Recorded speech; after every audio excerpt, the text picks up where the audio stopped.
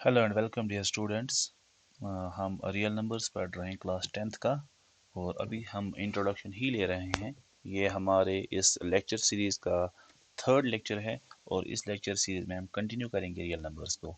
अभी तक क्या पढ़ा है, 1 मिनट में वो रिवाइज करूँगा। मैं थोड़ा बहुत पढ़ा है नंबर्स के बारे में। उसमें हमने पढ़े पढ़े हैं रियल नंबर क्या होता है, सॉरी नेचुरल नंबर से हमने स्टार्ट किया। नेचुरल नंबर क्या होता है, ठीक है ना। Natural number, whole number, integers ये क्या होते हैं। नेचुरल नंबर होते हैं जो 1 से स्टार्ट हों, 1 2 3 सो ऑन। होल नंबर्स होते हैं जो 0 से स्टार्ट होंगे। नेचुरल नंबर्स का एक और नाम है, उनको बोलते हैं हम काउंटिंग नंबर्स, ठीक है। इंटीजर्स क्या होते हैं, इसमें सारे नेचुरल नंबर्स आते हैं और उनके नेगेटिव्स भी आते हैं और ज़ीरो भी आता है। ये सारा हमने पढ़ा है। उसके बाद मैंने पढ़ा है रैशनल नंबर्स, ठीक है। ये क्या होते हैं, ये वो नंबर्स होते हैं जो पी बाई क्यू की फॉर्म में होंगे। और ये पी और क्यू क्या होते हैं, ये इंटीजर्स होते हैं, ठीक है। उसके बाद मैंने पढ़ाया इसकी 3 फॉर्म्स है। एक फॉर्म तो यही है पी बाई क्यू, वो नंबर्स जो किस फॉर्म में होंगे, पी बाई क्यू। ये सारे नंबर्स, इन सारे नंबर्स को हम बोलेंगे रैशनल नंबर्स। फिर मैंने एक छोटी एग्जांपल बोली है, अगर टू में नंबर लूंगा, टू, ठीक है ना। यहाँ पे आप देखो, टू, टू नेचुरल नंबर्स में भी आता है, टू होल नंबर्स में भी आता है, टू इंटीजर्स में भी आता है। एक सिंपल एग्जांपल मैं दूंगा यहाँ पे। टू अगर नंबर है, इस टू को मैं लिख सकता हूँ ऐसे भी, 2/1, 2/1, ठीक है ना। सो चाहे टू लिखो ऐसे या 2/1 लिखो, दोनों सेम है। मतलब इस टू को मैंने लिखा है किस फॉर्म में, actually P by Q form में। वायर पी के बदले हैं टू और क्यू के बदले क्या है, वन, है कि नहीं। सो मीन्स ये टू क्या है, ये टू भी रैशनल नंबर है। ये टू कौन सा नंबर था, ये नेचुरल नंबर भी था। ये टू होल नंबर भी था। ये टू इंटीजर भी था। इंटीजर को हम लिखते हैं जेड से। मतलब नेचुरल नंबर भी, होल नंबर भी, इंटीजर्स, ये सारे होते हैं रैशनल नंबर्स। कौन से नंबर्स, रैशनल नंबर्स, ठीक है। इसकी और दो फॉर्म्स बोली मैंने। डेसिमल फॉर्म, अगर किसी नंबर की डेसिमल रिप्रेजेंटेशन फाइनाइट होगी, मीनस डेसिमल के बाद फाइनाइट नंबर ऑफ डिजिट्स होंगे, जैसे यहाँ पे है 18.705। डेसिमल के बाद खाली 3 ही डिजिट्स है, ठीक है ना, ठीक है। इसको बोलते हैं टर्मिनेटिंग डेसिमल रिप्रेजेंटेशन। ऐसी किस्म के नंबर्स भी होते हैं रैशनल नंबर्स। और है नंबर्स जिनकी डेसिमल रिप्रेजेंटेशन इनफाइनाइट हो, नॉन टर्मिनेटिंग हो, लाइक दिस, ठीक है ना। यहाँ पे देखो डेसिमल के बाद कितने नंबर्स है, इनफाइनाइट नंबर्स, 37373737, ये कितनी बार है, इनफाइनाइट बार। इनको हम गिन नहीं सकते हैं, ठीक है ना। ये खत्म ही नहीं हो रही है ये सीरीज। सो ये टर्मिनेशन, ठीक, ये रिप्रेजेंटेशन, सॉरी, ये डेसिमल रिप्रेजेंटेशन खत्म ही नहीं हो रही है। सो इसको मैं बोलूंगा नॉन टर्मिनेटिंग यहाँ पे, ठीक है ना। बट थ्री के बाद सेवन आ रहा है, थ्री के बाद फिर से सेवन आ रहा है, थ्री के बाद फिर से सेवन आ रहा है, मीन ये 3737 क्या होता है, रिपीट। सो इस रिप्रेजेंटेशन को मैं बोलूंगा नॉन टर्मिनेटिंग बट रिपीटिंग, या रिकरिंग भी, ठीक है। Non terminating, repeating. ऐसी रिप्रेजेंटेशन जिनकी डेसिमल, ऐसे डेसिमल नंबर्स जिनकी डेसिमल रिप्रेजेंटेशन जो होगी वो होगी नॉन टर्मिनेटिंग, खत्म ही नहीं होगी लेकिन रिपीट होंगे, वो भी होते हैं रैशनल नंबर्स। सो 3 किस्म के रैशनल नंबर्स मैंने फिर एक ही पेज पे दिखाया आपको। एक पी बाई क्यू की फॉर्म में, एक जिसका डेसिमल रिप्रेजेंटेशन फाइनाइट हो, और तीसरा जिसका डेसिमल रिप्रेजेंटेशन इनफाइनाइट हो। डेसिमल रिप्रेजेंटेशन इनफाइनाइट है बट नॉन टर्मिनेटिंग है बट रिपीटिंग है, ये भी है रैशनल नंबर। फिर मैंने बोला अरे भाई एक और नंबर आ सकता है डेसिमल में जिसकी डेसिमल रिप्रेजेंटेशन नॉन टर्मिनेटिंग होगी और वो रिपीट भी नहीं होगी। मैंने यहाँ पे समझाया था, नॉन टर्मिनेटिंग, नॉन रिपीटिंग। वैसे किस्म के नंबर्स को हम बोलेंगे कौन से नंबर्स, इर्रेशनल नंबर्स। कौन से नंबर्स, इर्रेशनल नंबर्स, ठीक है। इनको हम यूजुअली रूट फॉर्म में लिखते हैं, √2, √3, √5 and so on and so fourth. फिर मैंने बोला ये जो रियल नंबर्स है, the combination of all rational and irrational numbers, ये सारे बनाते हैं हमारे कौन से नंबर्स, रियल नंबर्स, ठीक है ना। रियल नंबर्स को हम आर से लिखते हैं। सो रियल नंबर्स में सारे आते हैं, नेचुरल नंबर्स भी, होल नंबर्स भी, जेड, जेड मतलब इंटीजर्स भी, क्यू, क्यू मतलब रैशनल नंबर्स भी, and Q dash, Q dash मतलब इरेशनल नंबर्स, ठीक है ना। लेकिन जो ये तीन है, ये 3 क्यू में आते हैं, ठीक है ना। सो मैं रियल नंबर्स को सिंपल ऐसे भी लिख सकता हूँ। इसमें कौन कौन से नंबर्स आते हैं, rational and irrational, Q dash. Irrational तो पता ही है, और इस क्यू में ये 3 भी आते हैं, नेचुरल भी, होल भी, इंटीजर्स भी। सो ये होते हैं रियल नंबर्स। कौन से नंबर्स, रियल नंबर्स। एक चीज यहाँ पे समझाऊंगा इस सेक्शन में, एक और चीज, ठीक है ना। तो आप ध्यान दीजिएगा प्लीज। मैं पहले समझाऊंगा फैक्टर क्या होता है, ठीक है, क्योंकि एक थ्योरम पढ़नी है हमें, ठीक है ना, फंडामेंटल थ्योरम ऑफ अर्थमेटिक्स, उसके लिए फैक्टर समझना जरूरी है। फैक्टर क्या होता है, अगर मेरे पास कोई नंबर है ए, ये नंबर बी को क्या करता है, डिवाइड करता है। डिवाइड का मतलब क्या है, मैं इसको मल्टीप्लाई मल्टीप्लाई करूंगा, आखिर में जो रिमाइंडर है वो जीरो आएगा। क्या आएगा, जीरो। एग्जैक्ट डिवाइड, इसको हम एग्जैक्ट डिवाइड भी बोलते हैं। अगर ए बी को डिवाइड करता है, डिवाइड करना मीन्स रिमाइंडर क्या आ रहा है, जीरो, उस वक्त हम बोल सकते हैं a is factor of b, a is factor of b. A जो नंबर है ये फैक्टर किसका है, बी का। फॉर एग्जाम्पल मैं एक सिंपल एग्जाम्पल बी दूंगा यहाँ पे, ठीक है। कमेंट्स में एक कमेंट आया था कि हैंड राइटिंग का आप ख्याल रखिए सर। मैं चूंकि समझाता हूँ यहाँ पे मैथ, मैं हैंड राइटिंग पे ज़्यादा फोकस नहीं करता था, मैं कोशिश करता था कि आपको समझ आए। बट यस, श्योरली अब जब ऐसी क्वारीज आई है तो इनका भी ख्याल रखना पड़ेगा, ठीक है। फॉर एग्जाम्पल अगर मेरे पास कोई नंबर है 8, ठीक है ना, क्या इसको 2 डिवाइड करता है, 2 4 जार 8, 8 माइनस 8 कितना हो गया, जीरो। सो रिमाइंडर कितना आ गया, जीरो, मतलब 2 क्या है, 8 का factor. So factors of 8, factors of 8 कौन कौन है, एक तो 2 है, क्योंकि 2 इसको डिवाइड करता है, ठीक है ना। समझ आ रहा है कि नहीं। 1 होता है फैक्टर ऑफ एवरी नंबर, क्योंकि 1 हर किसी नंबर को डिवाइड करता है, तो 1 भी है, ठीक है ना। इस 8 को देखो, इस 8 को 4 भी डिवाइड करेगा, 4 2 जार 8, so 8 minus 8 this is zero, so इसका फैक्टर 4 भी है। समझ आ रहा है कि नहीं, ठीक है ना। और खुद इसका नंबर जो है वो भी फैक्टर है। हर किसी नंबर के एटलीस्ट 2 फैक्टर्स होते हैं, एक होता है 1 और होता है नंबर इटसेल्फ। मैंने यहाँ पे नंबर 8 लिया, ठीक है ना, और 2 फैक्टर्स निकले 2 एंड 4। ये है इसके टोटल नंबर ऑफ फैक्टर्स। समझ आ रहा है कि नहीं, ठीक है ना। Very good. So total number of factors कितने हैं, 8 के 4, ठीक है। एक और एग्जाम्पल मैं दे सकता हूँ, इसको मैं एक और तरीके से भी निकाल सकता हूँ। सपोज अगर 8 है नंबर, हम ऐसे भी फैक्टर्स निकालेंगे, लेकिन ऐसे निकालते हैं प्राइम फैक्टर्स भी। मैं ऐसे करूंगा, 2 4 जार 8, 2 2 जार 4 एंड 2 1 जार 2। Therefore factors of 8, factors of 8 are, कौन कौन से फैक्टर्स होंगे इसको, पहले ही 1, क्योंकि 1 भी 8 को डिवाइड करेगा, एक तो 1, और दूसरा यहाँ पे कौन, डिफरेंट डिफरेंट नंबर्स है, यहाँ पे 3 नंबर्स है लेकिन सेम है, 2 2 2, तो ये एक ही बार लूंगा मैं। 2 भी है फैक्टर 8 का। अब मल्टीप्लाई कर लो इनको दो दो लेके, 2 2 जार 4, ये 4 भी होगा इसका फैक्टर।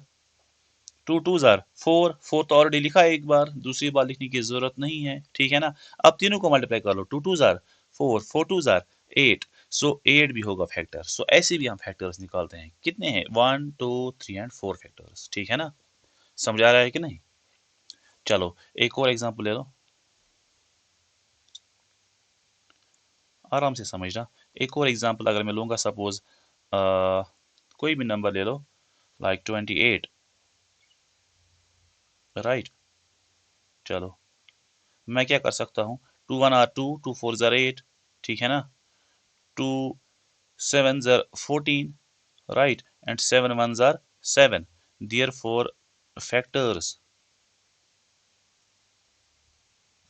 of 28, कौन कौन से फैक्टर है इसके, एक तो पहले ही 1, क्योंकि 1 हर किसी नंबर का फैक्टर है, और डिफरेंट नंबर्स कौन कौन है, यहाँ पे तीन नंबर्स है, 2 2 7, इसमें दो डिफरेंट है, एक है 2 और दूसरा क्या है 7, सो ये दोनों फैक्टर होंगे, 2 भी होगा फैक्टर, 7 भी होगा फैक्टर। अब मल्टीप्लाई कर लो दो दो को, 2 2 जार 4, 4 भी इसका फैक्टर होगा, 2 7 आर 14, 14 भी इसका फैक्टर होगा, ठीक है ना। आप तीनों को ले लो, 2 2 ज़ार 4, वो बराबर निकलेगा खुद नंबर, और 28 भी इसका फैक्टर होगा। मीन्स इसके कितने फैक्टर्स आए, 1 2 3 4 5 6। सो टोटल फैक्टर्स कितने हैं इसके, टोटल फैक्टर्स कितने हैं इसके, 6। ये होता है तरीका फैक्टर्स निकालने का। ठीक है ना, समझ आ रहा है कि नहीं? Very good. ठीक है, ओके। लेकिन जो यहाँ पे ये फैक्टर्स निकल रहे हैं हमें 2 2 7, ये मिल रहे हैं हमें खाली प्राइम फैक्टर्स। ठीक है ना, प्राइम नंबर वो नंबर होता है जिसके खाली दो फैक्टर्स हैं, एक 1 और number itself.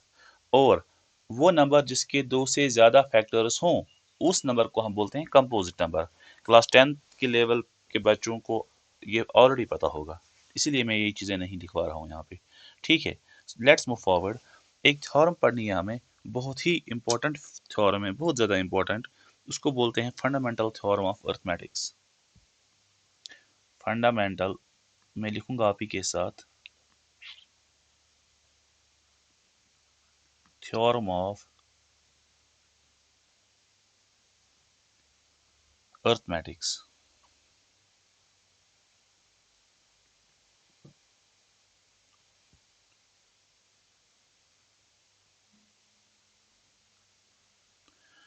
Fundamental theorem of arithmetic, ठीक है ना। ये थ्योरम का स्टेटमेंट क्या है, मैं पहले वही लिखूंगा। थ्योरम बोलती क्या है हमें, मैं पहले वही लिखूंगा। थ्योरम क्या बोलती है, every composite number, every composite, composite number कौन सा नंबर होता है जिसके दो से ज्यादा फैक्टर्स हों। Every composite number can B uniquely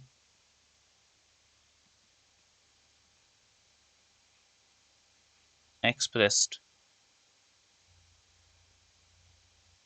as the product of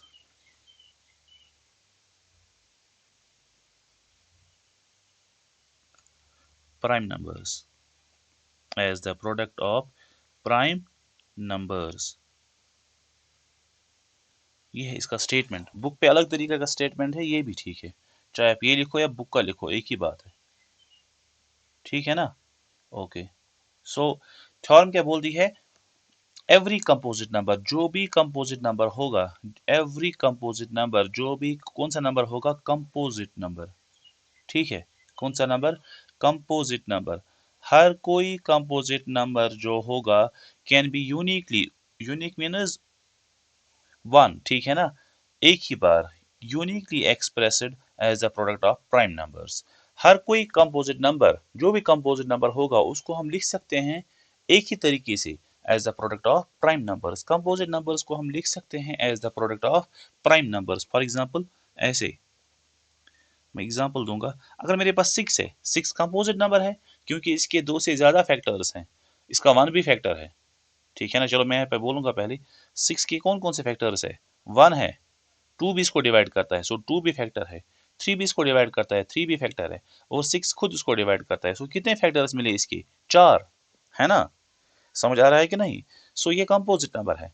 ठीक है, थ्योरम क्या बोलती है, ये कंपोजिट नंबर 6 जो है इसको मैं लिख सकता हूँ 2 × 3, 2 × 3। मैंने प्रोडक्ट लिया दो नंबर्स का, 2 और 3, ये भी 6 ही हो गया ना, लेकिन ये दोनों नंबर्स क्या है, प्राइम नंबर्स। यही थ्योरम बोलती है। मैंने एक सिंपल एग्जांपल दी, कोई भी कंपोजिट नंबर जो होगा उसको हम लिख सकते हैं as the product of prime numbers. अगर मैं प्राइम नंबर को प्रोडक्ट करूंगा, उसी तरीके से मैं हर किसी कंपोजिट नंबर को एक्सप्रेस कर सकता हूं।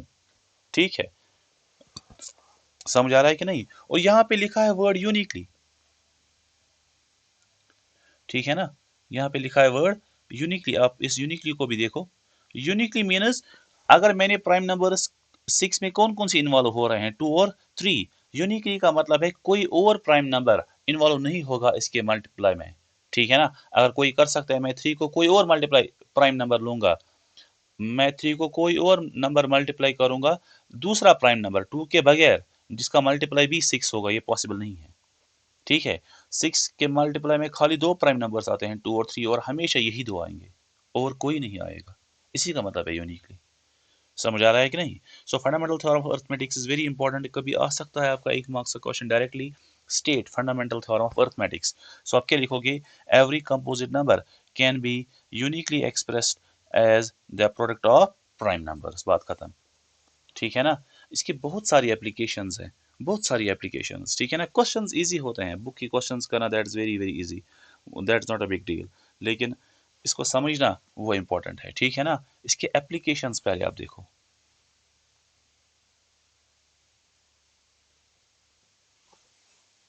जैसे मैंने अभी फैक्ट पढ़ाया, ये इंपॉर्टेंट है, बहुत इंपॉर्टेंट। इसकी एप्लीकेशन, इसमें क्वेश्चन आता है एग्जाम में, भले ही 1 मार्क्स का ऑब्जेक्टिव ही क्यों ना हो, लेकिन आता है। नंबर 1 एप्लीकेशन, हम क्या कर सकते हैं, we can calculate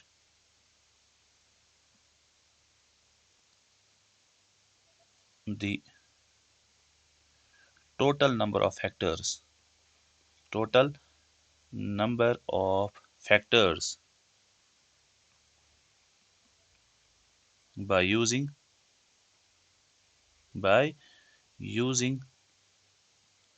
fundamental theorem of arithmetics। वो कैसे, वो मैं समझाऊंगा। by using fundamental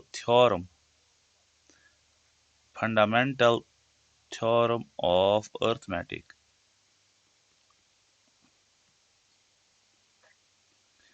क्या है पहली application, fundamental theorem of arithmetic से। फंडामेंटल थ्योरम ऑफ अर्थमेटिक से हम निकाल सकते हैं किसी भी नंबर के कितने टोटल नंबर ऑफ फैक्टर्स है, कितने फैक्टर्स है। फॉर एग्जांपल अभी मैंने पढ़ाया है, शायद यहाँ पढ़ाया है, 28 के कितने फैक्टर्स है, 6 फैक्टर्स, ठीक है ना। आप चेक करो 28 के कितने फैक्टर्स है, 6, और 8 के कितने हैं, 4 फैक्टर्स, 1 2 3 4, ठीक है ना। ऐसे ही किसी और नंबर के भी फैक्टर्स मैंने बोले हैं, ठीक है। 8 के 4 फैक्टर है, 28 के 6 फैक्टर है। ये मैं बोल सकता हूं कि कितने फैक्टर है किसी नंबर को, किस थ्योरम से, फंडामेंटल थ्योरम ऑफ अर्थमेटिक से। लेकिन वो फैक्टर कौन कौन होगा, वो थ्योरम नहीं बोलती है। थ्योरम खाली हमें बोलती है कितने नंबर के कितने फैक्टर्स होंगे। आप समझ रहे हो मेरी बात। फंडामेंटल थ्योरम ऑफ अर्थमेटिक्स से हमें पता चलेगा कि 8 के कितने फैक्टर्स है, 4 फैक्टर है। लेकिन वो कौन कौन होंगे वो थ्योरम नहीं बोलेगी, लेकिन खाली दिखाएगा कि कितने फैक्टर्स है। आप यहाँ पे बोल सकते हैं, क्वेश्चन अराइज कर सकते हो आप कि सर ये तो नंबर है, ये तो हमें भी पता है इसके 4 नंबर्स हैं, 4 फैक्टर्स है, सॉरी, लेकिन कभी कभार नंबर बहुत बड़ा है। ऐसे आता है क्वेश्चन एग्जाम में, the total number of factors in 8 7 5 6, ठीक है ना। 8 7 5 6 एक नंबर है, इसके टोटल फैक्टर्स कितने होंगे, नीचे ऑप्शंस होंगे, एक option, B option, C D. Total factors कितने होंगे, कौन कौन होंगे उससे हमें कोई गर्ज नहीं है, लेकिन टोटल फैक्टर्स कितने होंगे वो हम निकालेंगे by using the fundamental theorem of arithmetics. समझा रहा है कि नहीं, कैसे वो मैं अभी समझाऊंगा, देखो कैसे मैं एग्जांपल में समझाऊंगा, ठीक है ना। आई होप कि आप बोर नहीं हो चुके होंगे, ठीक है। चलो आप एग्जांपल में देखो, अगर सपोज मेरे पास कोई नंबर है, कोई भी ले लो आप, 36 ले लो, ठीक है ना। 36, पहले इसके फैक्टर्स निकालो, ठीक है। 2 1 आर 2, 1 कैरी, ये बन गया 16, 2 8 आर 16, ठीक है ना। हम ऐसे भी कर सकते हैं, 2 9 आर 18, ठीक है। 3 3 आर 9, ठीक है ना। 3 1 आर 3। सो 36 के बदले में लिख सकता हूँ as a product of prime numbers, कौन कौन है, एक 2 है 2 बार, और 3 भी कितनी बार है, 2 बार। सो मैं लिख सकता हूँ 2 इंटू 2 इंटू 3 इंटू 3। सो 36 के बदले 36 के बदले मैं लिख सकता हूँ 2 स्क्वायर। 2 तो 2 बार मल्टीप्लाई है, 20,000 सेम पावर सर एडिट पड़ा होगा, और 3 भी 2 टाइम्स है, ये भी है 3 स्क्वायर। सो 36 के बदले मैंने लिखा 2 square and 3 square. Therefore total number, यही है ना fundamental theorem of arithmetics, theorem यही है। थ्योरम क्या बोलती है, कोई भी नंबर हो उसको हम लिख सकते हैं प्रोडक्ट ऑफ प्राइम नंबर्स। इतनी है थ्योरम। ये दूसरा स्टेप जो आपने लिखा ना, यही है थ्योरम। थ्योरम क्या बोलती है, थ्योरम बोलती है कोई भी नंबर हो, 36 मैंने नंबर लिया, इसको हम लिख सकते हैं as a product of prime numbers. मैंने ये लिखा है as a product of 2 prime numbers, 2 and 3। लेकिन ये प्राइम नंबर्स कितनी कितनी बार है दैट डजंट मैटर, ये 2 बार है, ये भी 2 बार है, 3 बार भी होंगे, कोई बात नहीं, लेकिन प्राइम नंबर्स 2 ही इन्वॉल्व हुए, एक 2 और 3, 5 इन्वॉल्व नहीं हुआ, 7 इन्वॉल्व नहीं हुआ, ठीक है ना। वही बोलती है थ्योरम मेरी। थ्योरम बोलती है कोई भी नंबर जो होगा उसको हम लिख सकते हैं as a product of prime numbers. मैंने 36 को लिया, इसको मैंने लिखा as a product of two prime numbers, 2 and 3। 2 2 बार है, 3 भी 2 बार है, मतलब इसमें खाली 2 प्राइम नंबर्स इन्वॉल्व हुए, 2 एंड 3। इसमें हमेशा यही 2 प्राइम्स इन्वॉल्व होंगे इसके प्राइम फैक्टराइजेशन में। ये जो यहाँ पे फैक्टर्स फैक्टर्स निकाले मैंने, ठीक है ना, ये सारे प्राइम फैक्टर्स है, और ये फैक्टराइजेशन है इसको बोलते हैं प्राइम फैक्टराइजेशन। क्या बोलते हैं? प्राइम फैक्टराइजेशन, इसको बोलते हैं प्राइम फैक्टराइजेशन, ठीक है ना। सो 36 के एटलीस्ट 2 फैक्टर्स है, एक 2 और 3, और 1 तो है ही और 36 भी है, लेकिन कितने फैक्टर्स होंगे वो मैं निकाल सकता हूं, ठीक है। ऐसे ही देखो कैसे, total number of factors, total number of factors, ये कैसे निकालूंगा मैं? बहुत इजी है। कितने प्राइम नंबर्स इन्वॉल्व हुए इसमें, आप चेक करो यहाँ पे कितने प्राइम नंबर्स इन्वॉल्व हुए, एक तो 2 और एक 3, सो 2 प्राइम नंबर्स में 2 ब्रैकेट डालूंगा, बीच में मल्टीप्लाई, ठीक है ना। एक प्राइम नंबर जो 2 है इसका पावर क्या है? 2। ये दूसरा प्राइम नंबर है इसका पावर भी क्या है? 2। समझ आ रहा है कि नहीं? फॉर्मूला क्या है? फॉर्मूला सिंपल है, ये जो प्राइम नंबर का पावर है 2, इसको ऐड करो 1। ये जो दूसरा प्राइम नंबर है पावर, इसका 2 है पावर, इसका भी ऐड करो क्या? 1। अब मल्टीप्लाई कर लो, 2 प्लस 1 कितना हुआ? 3, मल्टीप्लाई बीच में 2 प्लस 1 कितना हुआ? 3, 3 3 jar 9। So total factors of 36 के कितने टोटल फैक्टर्स होंगे? 9 टोटल फैक्टर्स होंगे। अब आप कमेंट्स में बोलो वो फैक्टर्स कौन कौन है। 4 तो दिख ही रहा है यहां से, एक है 1, दूसरा है 2, और है 3, और है 36। टोटल 9 फैक्टर्स है किसके? 36 के। बहुत ही इंपॉर्टेंट क्वेश्चन है, ऐसे ही आते हैं कल एग्जाम में क्वेश्चन, ठीक है ना। फिर बोलते हैं कि ये हम सर हमने पढ़ा ही नहीं, ठीक है ना। थ्योरम को समझना इंपॉर्टेंट है, ऐसे आएगा total number of factors of 36 are, option number A 4, option number B, ठीक है, 12, option number C 24, and option number D 9। So कितने फैक्टर्स है इसके? टोटल 9 फैक्टर्स है। समझ आ रहा है कि नहीं? ऐसे आते हैं क्वेश्चन, ठीक है ना। सो कल और एप्लीकेशंस बोलूंगा इसकी, सो या इसी के रिलेटेड 2-3 एग्जांपल्स और दूंगा। आई थिंक ये वीडियो ज़्यादा बड़ा हो जाएगा। So good bye students, I hope आपको ये चैप्टर अच्छी से समझ, ये आज का वीडियो अच्छी से समझ आया होगा। Thank you so much.